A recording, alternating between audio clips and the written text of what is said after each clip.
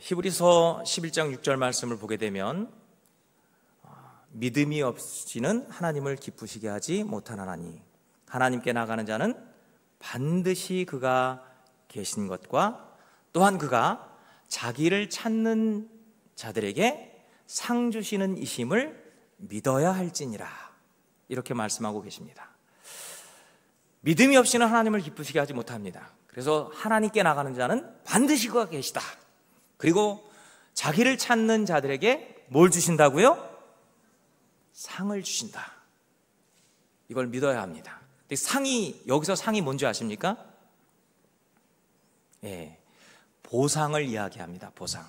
이게 무슨 말이냐면요, 하나님을 찾으면 하나님이 반드시 만나 주신다, 이런 의미가 그 안에 담겨져 있습니다. 오늘 북한 샬롬 기도로 모이셨습니다. 여러분, 우리가 기도를 언제 할까요? 정말 행복하고 편안한 순간에 기도할 수 있는 사람은 정말 영성이 높은 사람이라고 할 수 있을 것입니다. 그런데 거의 대부분 많은 사람들은 정말 고통스럽고 힘겨울 때, 그때 기도합니다. 힘들고 어려운 순간에 기도의 자리로 나갈 수 있다라고 하는 것, 이건 엄청난 복입니다. 인생을 살아가면서 정말 힘들고 어려운 순간이 찾아올 때, 그때 많은 사람들은, 하나님을 알지 못하는 사람들은 다양한 방식을 취하겠지만 하나님을 믿는 우리들은 반드시 그분 앞에 나가 간구해야 할 것입니다.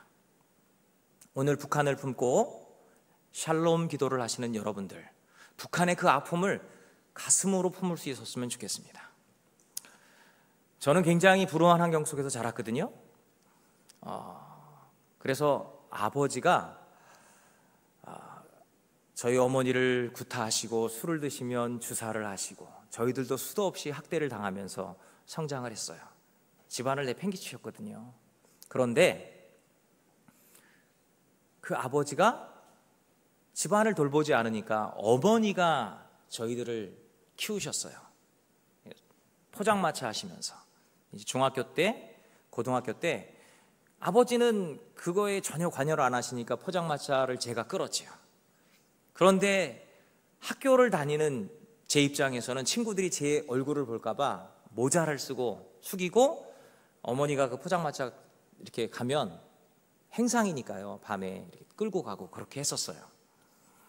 그런데 제가 중학교 때 첫 번째로 소명을 받고 목사가 되겠다고 했다가, 여러분 다 아시죠? 은혜 받으면 막 이렇게 뜨거웠다가 일주일도 안 돼서 까먹는 거, 그게 흐려졌어요. 그런데 고등학교 때 진짜 말씀 안에서 다시 지정의로 하나님을 만나고 난 다음엔 다시 재소명을 받아갖고 정말 고등학교 2학년 때부터는 공부를 하기 시작했어요. 성적이 막 올라가고 있는데 포장마차를 가셨던 그 어머니가 갑자기 오시더니 저한테 그러시더라고요.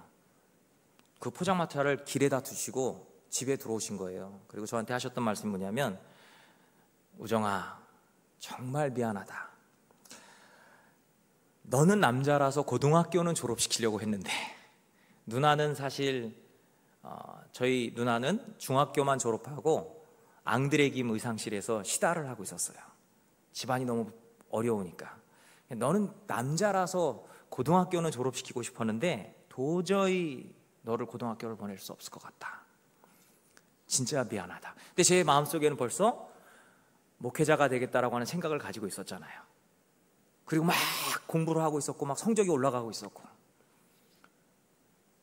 밤 11시, 12시 됐을 것 같아요. 제가 그 얘기를 딱 듣고서 무슨 생각이 들었냐면, 너무 황당한 거예요.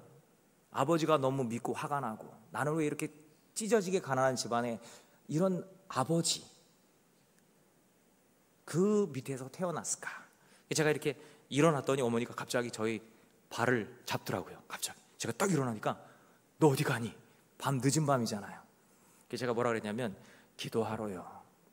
어머니가 나와주시더라고요. 제가 교회로 갔어요.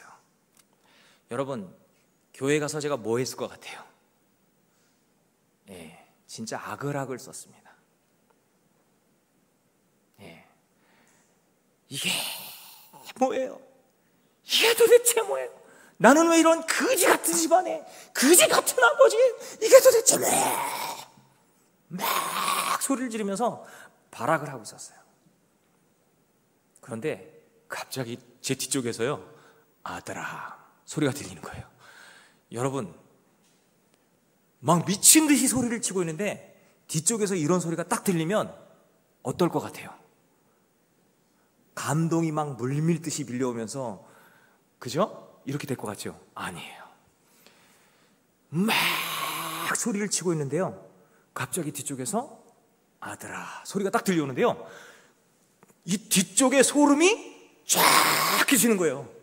분명히 아무도 없었는데 이게 뭐지? 그러고서 갑자기 확 돌아는데 거기 귀신 있으면 놀랄까봐 진짜 막 가슴이 쿵쾅쿵쾅쿵쾅 하는데요, 이렇게 싹 돌았어요. 아무도 없어요.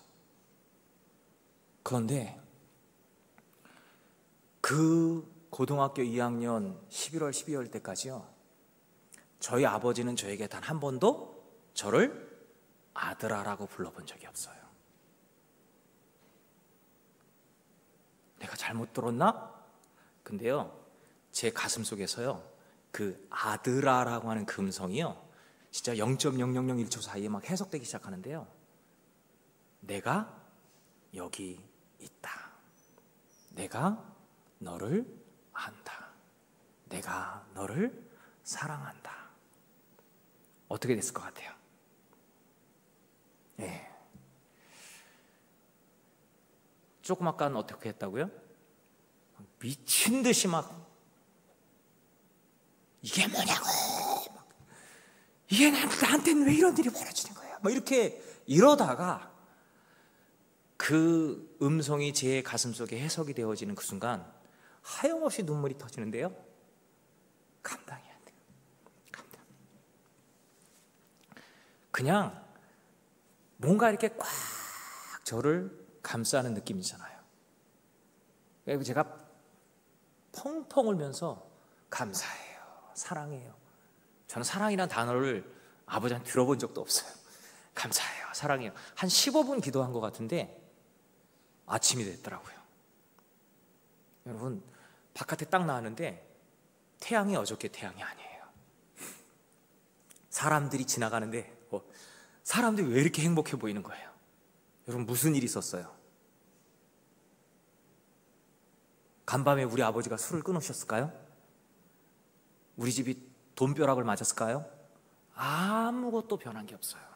근데 정말 놀라운 사실 한 가지, 하나님이 계시고 그분이 나라고 하는 존재 자체로 나를 사랑하신다라고 하는 걸 딱 느낀 그 순간 제 마음에 찾아온 평안은 어느 누구도 뺏을 수가 없었어요. 이게 제가 하나님을 여호와로 만난 순간이었어요. 하나님은 객관적인 용어잖아요. 천지를 창조하신 분. 근데 불붙은 가시떨기 나무에서 모세에게 직접적으로 만나 주셨던 그 하나님, 사람들이 누가 너를 보냈냐 이렇게 얘기할 때 제가 누구라고 얘기합니까? 그때 하나님께서 모세에게 뭐라고 말씀하시죠? 나는 스스로 있는 자니라. 근데 이게 영어로 얘기하면 I am who I am 이런 뜻이에요. 이게 무슨 뜻이냐? 나는 나다 이런 뜻이에요. 바깥에서 아버지가 회사를 갔다 집에 와서 문을 두들겨요. 그럼 누구세요? 그럼 뭐라고 얘기하죠? 아버지가 저는 어느 회사의 부장이고 키는 몇 센치고 몸무게는 어떻고 어떤 색의 양복을 입었고 얘기할까요? 얘기 안 해요. 나다. 그러면 그 안에 있는 자녀는 아빠다 하고 문을 확 열어버리죠. 그죠? 그거예요. 나를 직접적으로 만나주신 하나님, 나야. 여러분, 우리 북한에 있는 어린 아이들, 그들은 어떻게 변화될 수 있을 거라고 생각하십니까? 저는 사실요, 그 이후로 고민이 없어졌어요. 바뀐 게 없는데도, 물론 그 이후에 제가 신학대학을 가고 많은 방황도 겪고 그렇지만 제 가슴 속에 단 한순간도 하나님이 계실까? 이런 의문을 품어본 적이 없어요. 그리고 그런 놀라운 일들은요, 제 군생활 내내 계속됐어요. 저는 2024년 1월 31일부로 28년의 군생활을 마치고 컴패션에 합류했습니다. 1996년 6월 29일 날 군에 중위로 임관을 했어요. 군목으로. 28년 정도 군생활을 한 거예요. 군생활하는 그 과정 속에서도 하나님이 저를 이끌어 가셨어요. 그런데 제대할 때가 딱 돼갖고, 사실 군생활하는 내내 제 가슴속에 뭐가 있었냐면, 나는 제대하면 무슨 사역을 하지? 군 안에서는 국군 장병들에게 복음을 전했는데, 하나님이 계시다라고 하는 걸 전하면서 살아왔는데, 제대하면 뭐 하지? 하다가 거의 대부분 제대하면 뭐 할까요? 목회를 많이 하거든요. 근데 제 마음속에는 군생활 내내 이런 마음이 있었어요. 난 제대하면 NGO 활동 같은 거 하면서 선교하고 싶어. 그래서 제가 후배한테도 얘기하고 다른 사람들한테도 막 얘기했었거든요. 그런 얘기를 하고 있다가 제대할 때가 딱 다가오니까 고민이 되는 거예요. NGO 활동하려면 뭐 NGO라도 알아야 되고 뭐가 이렇게 연결이 되고 이래야 되는데 그런 것도 없고, 그래서 그냥 열어놨어요. 다 하나님이 이끄시겠지. 목회도 할 수 있고 NGO 활동도 할 수 있고. 저는 군에 있을 때요, 보직장교부터 시작해서 군종실의 정책장교, 심지어 일반 병과에 가서 일반 병과의 장교들과 정책 업무도 했고요. 제 마지막 보직은 국방부에서 육해 공군 군종감들을 지휘 감독하는 직책을 하고 전역을 한 사람이에요. 그러니까 제가 이 행정 능력, 실무 능력, 조직을 보는 관점, 예산 편성과 그 다음에 장기 기획과 계획, 이런 부분에 저는 이미 역량을 가지고 있어요. 제가 교단 같은 데 가서 그 일도 할 수 있다, 이런 생각을 하면서 다 열어놨는데요, 뭐 아무것도 없죠. 그런데 전역을 앞두고 전역 전 사회 적응 기간 휴가를 딱 두고 있는데, 제가 선배 목사님한테 전화를 드렸어요. 선배님, 그 선배 목사님은 군종 감으로 전역하신 분이에요. 선배님, 제가 이제 전역을 하게 됐는데 그동안 우리 후배들 많이 도와주셔서 감사합니다. 인사드리러 가려고 하는데 가서 같이 예배 드리면 안 될까요? 그랬더니 이 목사님이, 선배님이시니까 저한테 얘기해요. 오지마! 제가 너무 황당한 거예요. 오지마! 그러니까 네? 그랬더니 오지 말라고. 아니 왜요? 그랬더니 안 돼 오지마. 야, 그래도 네가 우리 교단의 대령 정도 돼갖고 전역을 하는데 네가 오면은 설교를 해야지. 설교할 수가 없어. 오지마. 제가 황당했어요. 아니 제가 설교한다고 가려고 한 거 아니에요. 그냥 선배님 교회 가서 예배 드리고 인사드리려고 하는 거예요. 오지 말래도. 그리고 제가 그러고서 끊으려고 하는데 잠깐! 그런 거예요. 잠깐! 그래서 네? 그랬더니 너 뭐 NGO 활동하면서 선교한다 그러지 않았어? 네, 그랬죠. 그럼 와봐. 이건 또 뭐야? 그랬더니 하시는 말씀은 뭐냐면 우리 교회에서 컴패션 썬데이를 한다는 거예요. 저는요 솔직하게 얘기하는데, 여기 전주 팔복교회는 컴패션을 엄청 오래전부터 알았잖아요. 그죠? 우리 조 목사님은 또 컴패션에서 성장하신 분이잖아요. 그죠? 저는 부끄러운 얘기지만 컴패션이 뭔지도 몰랐어요. 전역하는 2024년 1월까지 몰랐어요.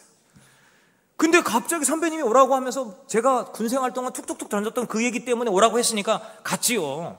딱 갔는데 그 선배님이 가라고 해서 딱 왔더니 그 서정인 대표님 소개를 시켜주면서 이 친구가 뭐 대령이고 뭐 정책부서에 있었었고 컴패션에 데려다 쓰세요, 이렇게 얘기하는 거예요. 근데 그게 뭐 마음대로 되는 게 아니잖아요. 그래서 제가 이렇게 앉아서 예배를 딱 드리는데 서정인 대표님이 컴패션 선데이를 딱 하면 마지막에 축도하시거든요. 근데 사회는 담임 목사님이 보잖아요. 제 선배님이시잖아요. 갑자기 축도를 저를 시키는 거예요. 그래서 제가 앉아있다가 너무 당황스러운 거예요. 그분이 하셔야 되는데.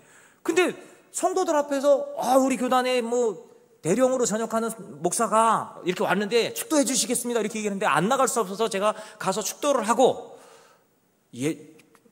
식사 시간에 서정인 대표님이랑 같이 이렇게 식사를 하면서 대표님 너무 죄송합니다.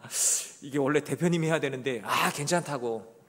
근데 제가 그때 컴패션 예배를 드리면서 뭐야?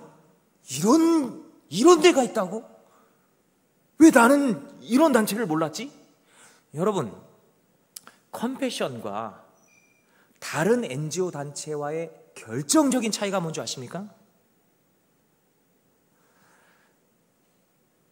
제가 이런 질문을 한번 던져보겠습니다. 하나님은 환경을 구원하기 위해서 이 땅에 오셨습니까? 아니면 사람을 구원하기 위해서 이 땅에 오셨습니까?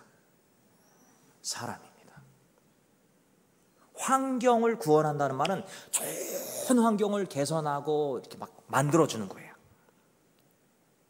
그런데 여러분, 거의 대부분의 NGO 단체들은요, 환경 개선 쪽에 거의 포션이, 몫이 환경 개선 쪽입니다. 예를 들자면 화장실 곧 개선해주고, 우물 파주고, 도로 깔아주고, 학교 짓고, 병원 짓고, 그래서 사람들한테 복지 혜택을 주는 거예요. 근데 이거는 복음이 없어도 할 수 있는 거예요. 근데 놀라운 사실은요, 이렇게 환경을 막 개선해 주잖아요. 그럼 그 사람들이 정말 감격해 갖고서 다 올바른 사람이 되고 정말 사랑을 실천하는 훌륭한 사람이 되느냐? 그러지 않아요.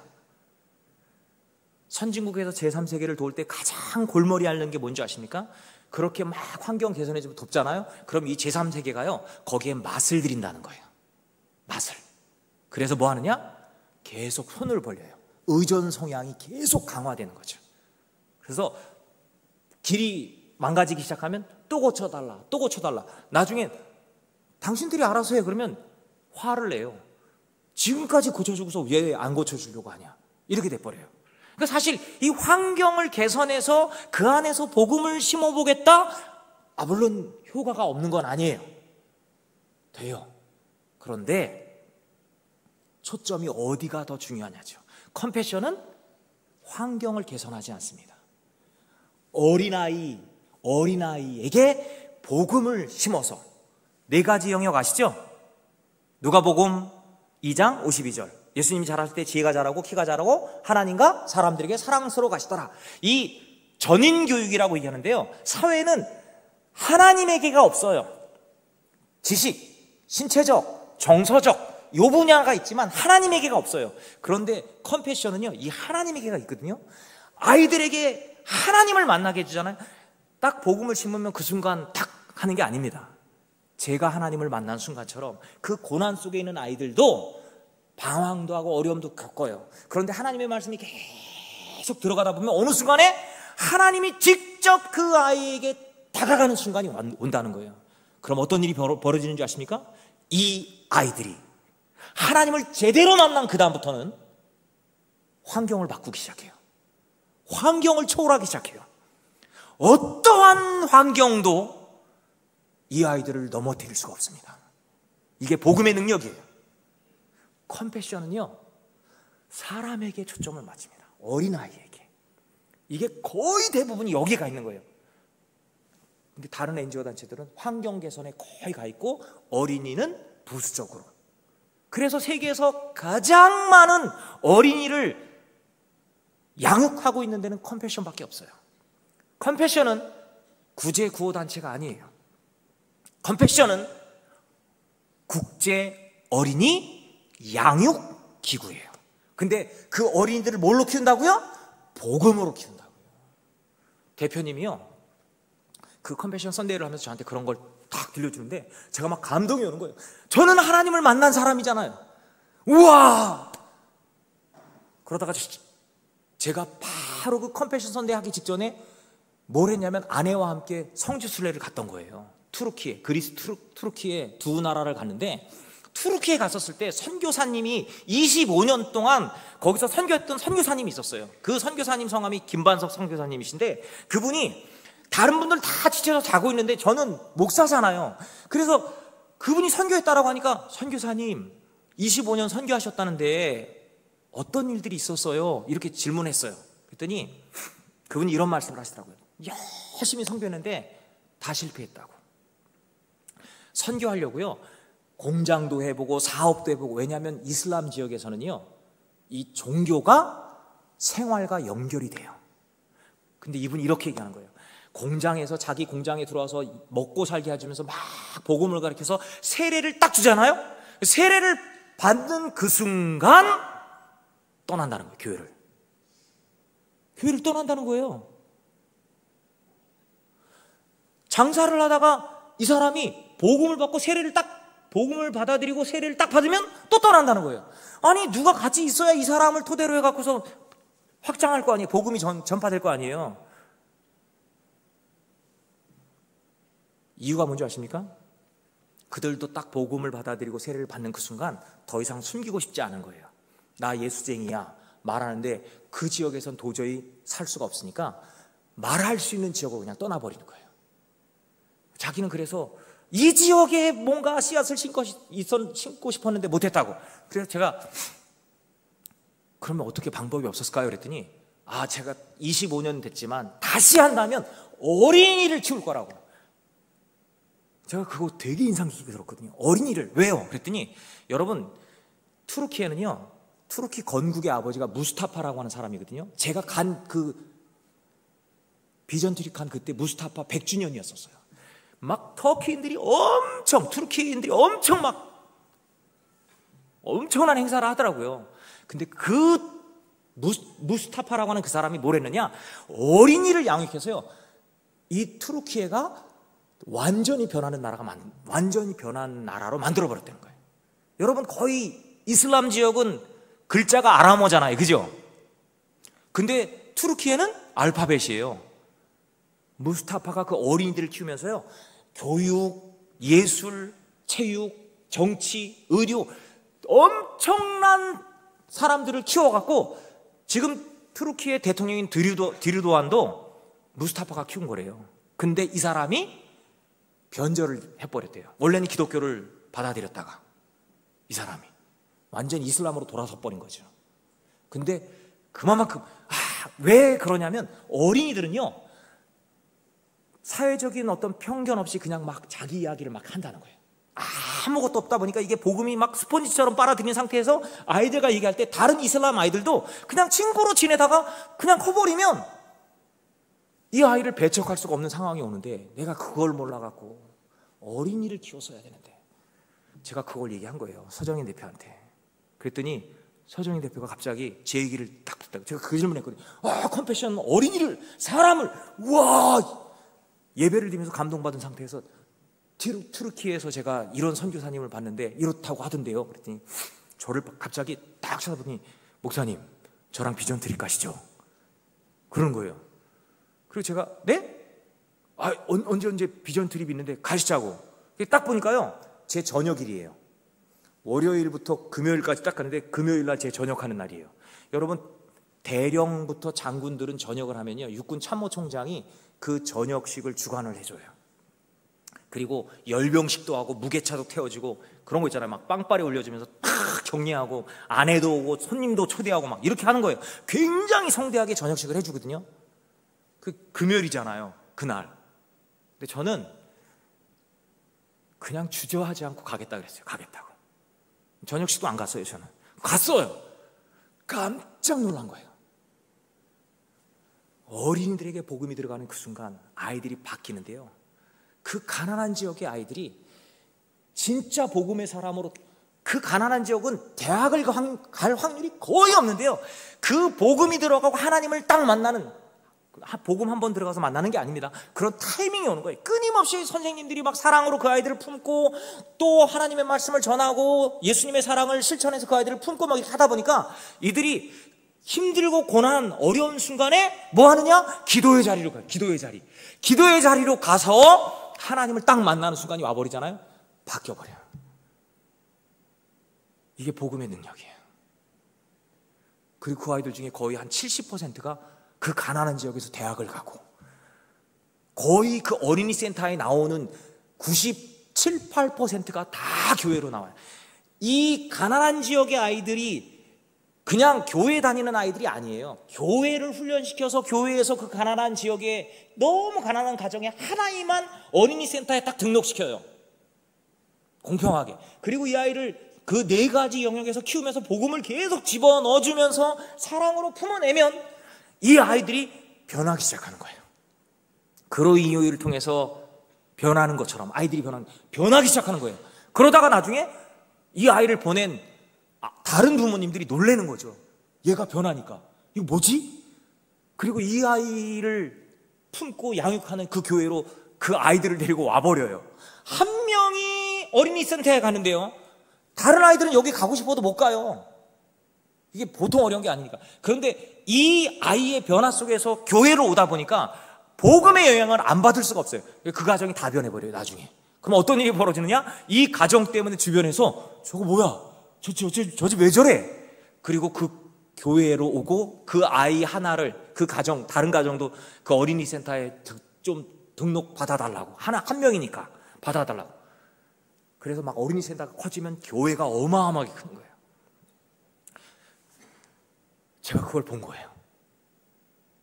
저보고 같이 하자 그래서요, 제가 컴패션에 왔어요.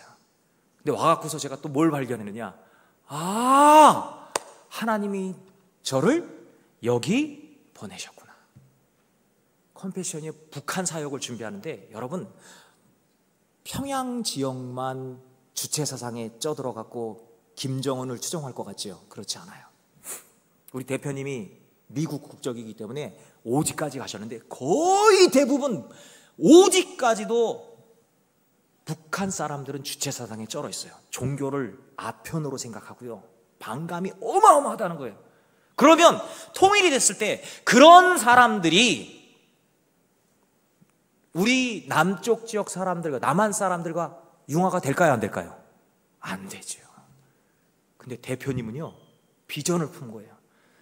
그 가난한 나라 어린이들이 바뀌어서 그 가정이 변하고 나중에 이 아이들이 자라서 그 사회를 바꿔버리고 국가를 바꿔버리는 것처럼, 어린아이에게 복음을 심어 놓으면 이 아이가 변하는 순간 20년, 30년 뒤에는 북한과 남한이 함께 하나님을 예배하는 순간이 올 것이다. 이 비전을 품은 거예요.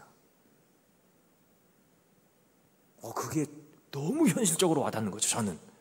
그리고 딱 컴패션에 들어가는데 뭐가 준비가 안 됐는지가 눈에 보이기 시작하는 거예요. 다른 건 시나리오로 다 하는데, 전쟁 상황 속에서 군목들이 제일 먼저 들어가거든요. 군목들이 들어갔을 때, 여러분, 전쟁이 딱 나고 난 다음에 만약에 이제 거기가 안정화 작전이 이루어지거든요. 그러면 휴전선을 막아놓고 이쪽에 군정이 시작될 거예요. 그러면 남쪽에서 경찰도 못 가고 아무도 못 갑니다. 그리고 군인들이 이걸 다 할 때 북한 사람들을 제일 처음에 만날 수 있는 게 누굴까요? 군목들인 거예요. 군인들. 야, 컴패션이 너무 구체적으로 이걸 준비하니까 이것까지 준비하라고 하나님이 나를 여기 보내셨구나. 대표님도 제 얘기를 듣더니 그거 좀 해주세요. 그래서 제가 올 봄에 한국군종목사단장 비롯한 육해공군 대령 중앙위원들이거든요. 그분들 만나서 이런 비전을 갖고 있습니다. 아주 구체적으로 준비하기 시작했어요. 여러분, 오늘 우리가 읽은 사도행전 보면요, 이런 말씀이 나옵니다. 때와 시기는 아버지께서 자기의 권한에 두셨으니 너희 알 바가 아니요. 도대체 언제 북한이 열린다고요? 여러분, 기도 안에서 끊임없이 북한을 품고 기도하는 것도 너무 중요하지만요, 이렇게 전주 팔복 교회처럼요, 구체적으로 준비하는 게 중요해요. 컴패션은 그걸 구체적으로 준비하고, 그 다음에 군목들과의 연계를 통해서 또 이걸 준비하고 있어요. 그럼 뭘 의미하느냐? 그 때가 점점 가까워오고 있다 느껴요, 저는. 네. 근데 하나님이 갑자기 어떤 방법으로 여실지 모르겠지만 딱 여는 그 순간 준비가 안 돼 있어요. 그럼 아무것도 아닌 거예요. 여러분, 가난한 나라는 그 가난한 나라의 교회를 훈련시켜서 그 아이들을, 가난한 가정의 아이들을 어린이 센터에 등록시키고 훈련시켜서 하나님의 사람으로 만들잖아요. 근데 북한은 지금 성도가 있어요, 없어요? 없어요. 지하교회에 있을 수 있어요. 그래서 남한에서 준비를 다 해갖고 디렉터 세우고, 가난한 나라 시스템 그대로 디렉터 세우고 교사들 준비하고, 저희들은 이미 교재를 다 만들어 놨잖아요. 북한의 주체사상과 대비되는 그것을 극복할 수 있는, 복음으로 그걸 극복할 수 있도록 교재까지 다 만들어 놨잖아요. 그걸 여기서 다 준비하고 기도하고 예산, 그 예산을 모아서 한국 컴패션으로 보내는 거 아니에요. 이 교회가 그걸 준비해서 여기서 교회를 세우고, 그리고 만약에 자유왕래가 가능해지는 그 순간 바로 올라가서 어린이 센터를 시작할 수 있는 거죠. 그리고 내려오는 거예요. 토요일 날 갔다가 어린이 센터하고 내려올 수 있는 거죠. 그죠? 일일 생활권이 가능하니까 차를 몰고 갔다. 그러면 그게 얼마나 어렵겠어요. 그거 그냥 어느 순간에 갑자기 통일돼 갖고 그런 순간이 왔을 때 한다? 안 돼요. 그걸 미리 준비하셔야 돼요. 거기에 여러분들이 동참하시는 거예요. 품으면, 여러분, 컴패션은요, 하나님의 마음이 한 영혼을 향하고 있다는 걸 알아요. 한 영혼을 향하고 있다는 거. 근데 놀라운 사실은 그 한 영혼이 결국은 뭐가 되는 줄 아십니까? 열방이 됩니다. 하나님은 한 영혼을 구원하기를 원하십니다. 한 영혼을. 지금도 그 하나님의 마음이 그렇게 향하고 있어요. 가난하고 어려운 사람들이 돌아보지 않는 그 한 영혼을 향하고 있어요. 학대받고 고통당하고 있는 북한의 한 영혼을 향하고 있어요. 그런데 그 아이를 품으면 하나님이 그 일을 하셨다. 하나님이 그들을 통하여 하나님의 나라 열방을 이룬다. 이게 우리의 비전이 돼야 돼요. 그러려면 기도도 끊임없이 해야 되고, 헌신도 해야 되고, 디렉터로 자원하셔야 되고, 교사 훈련도 받아놓으셔야 되고, 헌금도 하셔서 이 교회가 그걸 모았다가 그런 순간이 올 때 하셔야 되는 거예요. 저는 군목으로서 전역을 했기 때문에 이제부터는 내년 정도에 MOU를 맺고요, 군에 있는 목사님들과 함께 전쟁 나면 다 시나리오가 있거든요. 어디로 간다 그러면 개성 지역을 맞는 그 부대의 목사님에게 이제 이 전주 팔복교회를 결연시켜 줄 거예요. 연결시켜 줄 거예요. 그러면 그분들과 함께 또 뭔가를 할 수 있는 일들이 있겠죠. 이렇게 구체적으로 준비가 되어질 때, 그때 갑자기 하나님의 방법으로 하나님이 그 문을 여실 것이다.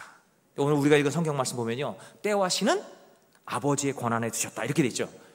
근데 그 다음 뭐라고 기록돼 있죠? 오직 성령이 너희에게 임하시면 너희가 권능을 받고. 권능, 이 단어가 디나미스라고 하는 단어거든요. 다이나마이트 어원입니다. 디나미스.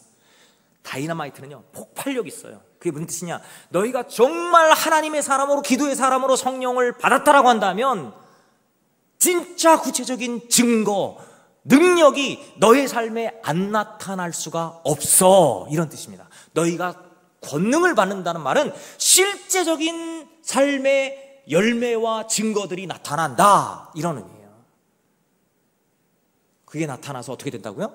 예루살렘과 온 유대와 사마리아와 땅끝, 복음이 안전해진 곳이 땅끝입니다. 그 곳까지 복음을 전하려고 꿈을 꿀 수밖에 없을 것이고, 나중에는 어떻게 되느냐? 그 복음을 전하는 증인이 될 것이다. 여러분, 이 증인이란 단어에 저는 엄청 감동을 많이 받아요.